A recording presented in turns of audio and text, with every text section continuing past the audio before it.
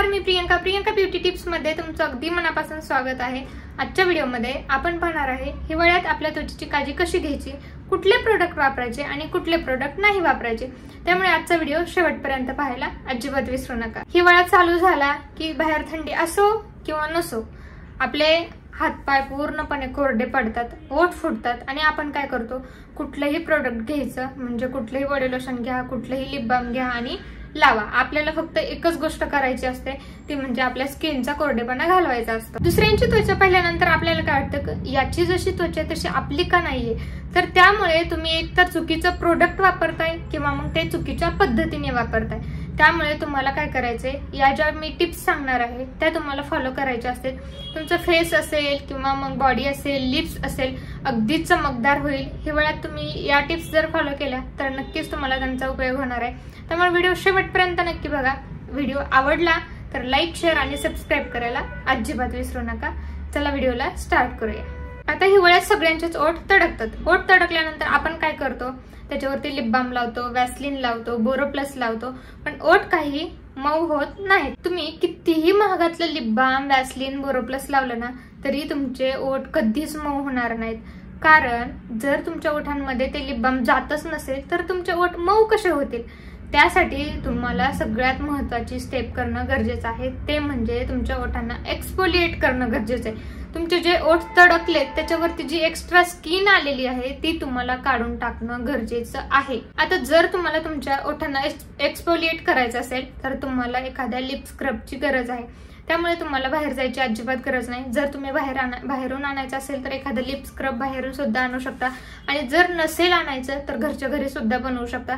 त्याच्यासाठी तुम्हाला फक्त एक साखर चमचाभर किंवा अर्धा चमचा साखर आणि थोडासा मध लागणार आहे। साखर जर जास्त जाड असेल तर थोडंसं मिक्सरमध्ये बारीक करून घ्या किंवा मग बारीक असेल तर चांगलीच गोष्ट आहे। त्याच्यामध्ये थोडासा मध मिक्स करा आणि ओठांना तुमच्या लावा आणि हलक्या हाताने ओठांना फक्त तुम्हाला छान 5 मिनिटं मसाज करायची।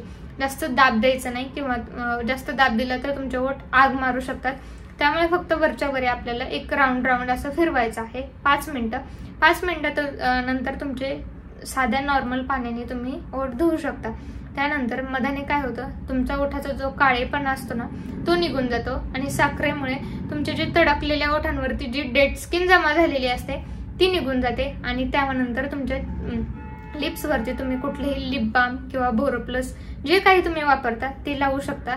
त्यानंतर तुमचे ओठ एकदम मऊ आणि चमकदार झालेले असतील। आता जर तुमच्याकडे स्क्रब बनवण्यासाठी एवढा सुद्धा वेळ नसेल तर तुम्ही सगळ्यात सोपी आणि एकदम जे आळशी आहेत त्यांच्यासाठी ही ट्रिक नक्कीच कामाला येईल।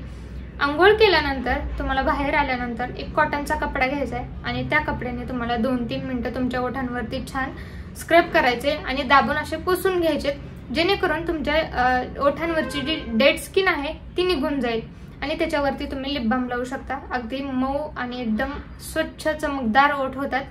त्यामुळे ही ट्रिक नक्की ट्राय करा। ओठांना लावण्याचे पण भरपूर वेगवेगळे प्रकार असतात, जसं की lip balm, lip serum, lip balm with beeswax असतं, लिप कंडिशनर असतं, त्यानंतर लिप ग्लॉस असतं, लिप टिंट विथ मॉइश्चरायझर असतं आणि याची कामं सुद्धा वेगळी आहेत। हे इफेक्ट सुद्धा वेगवेगळे देतात आणि ते वेगवेगळ्या कारणांसाठी सुद्धा वापरले जातात। आता बरेच जण काय करतात, कुठलंही प्रोडक्ट घ्यायचं आणि कधीही वापरायचं, तर तसं न करता तुम्हाला ज्या प्रोडक्टची गरज आहे तेच प्रोडक्ट घ्या आणि ते ज्या वेळेस तुम्हाला लावायचे त्यावेळेसच लावा। जर तुमचे ओठ जास्तच तडकले असतील तर तुम्हाला लिप बाम विथ बीज वॅक्स घ्यायची गरज आहे, कारण त्याच्यामध्ये बीज वॅक्स असतं, ते तुमच्या ओठांना छान चमक देतं आणि डेड स्किन निघून जाते आणि छान ओठ मऊ होतात। तर त्यानंतर जर तुमचे ओठ एकदम नॉर्मल कोरडे किंवा ड्राय पडले असतील तर तुम्ही लिप सिरम किंवा मग लिप कंडिशनर वापरू शकता, ज्याच्यामुळे तुम्हाला छान तुमच्या ओठांना हायड्रेशन भेटतं आणि ओठ छान मऊ होतात। आता बऱ्याच जणांच्या ओठांना कलर नसतो, म्हणजे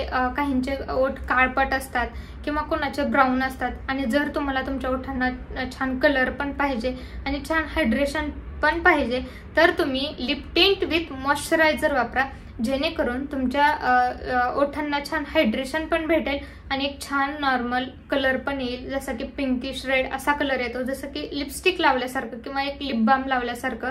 तर त्यासाठी तुम्ही लिप टिंट विथ मॉइश्चरायझर वापरू शकता। आता लिप ग्लॉस हे पूर्णपणे मेकअपचं प्रोडक्ट आहे, ते स्किन केअर मध्ये येत नाही. कारण लिप ग्लॉस हे मेकअप झाल्यानंतर जेव्हा तुम्ही लिपस्टिक लावता त्या लिपस्टिक वरती लिप ग्लॉस लावतात, जेणेकरून तुमच्या ओठांना छान चमक यावी. आणि लिप ग्लॉसमुळे एकदम थोडंसं तुमच्या ओठांना मॉइश्चराइज करतात, म्हणजे लिप ग्लॉस मॉइश्चराइज करतो ओठांना, बाकी जास्त याचा काही उपयोग नाही. फक्त ओठांना चमक येण्यासाठी किंवा एक लिपस्टिक अशी छान चमकदार दिसण्यासाठी लिप ग्लॉस वापरलं जातं, बाकी याचं दुसरं कुठलंही काम नाही. आता थंडी पडली की बरेच जण काय करतात, हात वगैरे तडकले की लगेच बॉडी लोशन घ्यायचं किंवा कुठलंही मॉइश्चरायझर घ्यायचं आणि आपल्या हातांना लावायचं. सगळ्यात महत्त्वाची गोष्ट म्हणजे तुम्ही डायरेक्ट जर तुमच्या हातांना किंवा पायाला जर तुम्ही कुठलंही मॉइश्चरायझर लावत असाल तर तुमचे हात जे तडकलेले आहेत किंवा कोरडे पडलेले आहेत ते जसेच्या तसेच राहतात. तुम्ही कितीही महागातलं प्रोडक्ट वापरा, त्यासाठी तुम्हाला तुमच्या शरीराला किंवा तुमच्या हातांना पायांना एक्सफोलिएट करणं खूप जास्त गरजेचं असतं. त्याच्यावरची जी डेड स्किन आहे ती काढणं खूप गरजेचं असतं. त्यामुळे तुमच्या स्किनला अगोदर स्क्रब करा, छान त्याला एक्सफोलिएट करा, डेड स्किन काढून टाका. त्यानंतरच तुम्हाला कुठलंही बॉडी लोशन किंवा कुठलंही तुम्ही जे मॉइश्चरायझर वापरताय ते तुम्ही तुमच्या स्किनला लावायचं आहे. त्यानंतरच तुमची स्किन जास्त हायड्रेट राहील खूप जास्त वेळेसाठी. तुम्ही जर तुमच्या स्किनची डेड स्किन काढली नाही आणि तसं जर तुम्ही मॉइश्चरायझर लावत असाल तर तुम्ही कितीही महागातलं मॉइश्चरायझर वापरलं तरी ते तुमच्या स्किनवरती अजिबात काम करणार नाही. आता प्रत्येक बॉडीची क्रीम वेगळी असते. आपल्याला असं वाटत असते की प्रत्येक लोशन किंवा क्रीम ही एकसारखीच असते, पण तसं नसतं. या प्रोडक्टमध्ये खूप जास्त फरक असतो, त्यामुळे पैसे वाया घालवू नका. आता बॉडी लोशन जे सगळेच वापरतात, जे एकदम असं पातळ असतं, तर ते बॉडी लोशन आपल्या स्किनवरती जास्त वेळ राहत नाही. फक्त 4 ते 5 तास ते आपल्या स्किनवरती राहतं.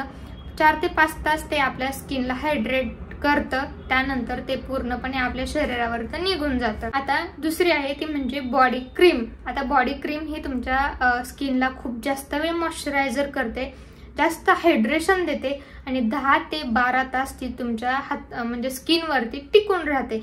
त्यामुळे बॉडी लोशन पेक्षा बॉडी क्रीम चांगली आहे. आता थंडीमध्ये सगळ्यात जास्त बेस्ट प्रोडक्ट असतं ते म्हणजे बॉडी बटर. आता बॉडी बटर तुमच्या स्किनवरती जसं की एक तूप, घट्ट तूप किंवा बटर कसं असतं तशा टाईपमध्ये याचं टेक्स्चर असतं, एकदम घट्ट. ते तुमच्या स्किनवरती खूप जास्त हायड्रेशन आणि मॉइश्चराइज करतं. दुसऱ्या दिवशी सुद्धा आंघोळ करताना तुम्हाला जाणवेल की हे दुसऱ्या दिवशीपर्यंत तुमच्या स्किनवरती टिकून राहतं. त्यामुळे थंडीसाठी सगळ्यात बेस्ट प्रोडक्ट असेल तर ते आहे बॉडी बटर. तर बऱ्याच लोकांना थंडीच्या दिवसामध्ये शरीराला तेल लावण्याची सवय असते, तर काहीच प्रॉब्लेम नाही, तुम्ही तुमच्या शरीराला तेल लावू शकता.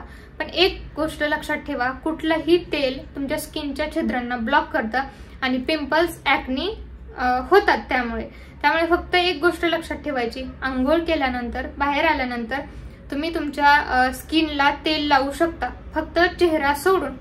चेहरा तुमच्या याच्यामध्ये येत नाही, तर जर तुम्ही तुमच्या चेहऱ्याला तेल लावलं तर तुम्हाला ऍक्नी आणि पिंपलचा प्रॉब्लेम होऊ शकतो. त्यामुळे चेहऱ्याला न लावता तुम्ही पूर्ण शरीराला तेल लावा. कुठलंही ऑलिव्ह ऑइल असेल किंवा मग कुठलंही नारळाचं तेल असेल तुम्ही तुमच्या स्किनला लावू शकता.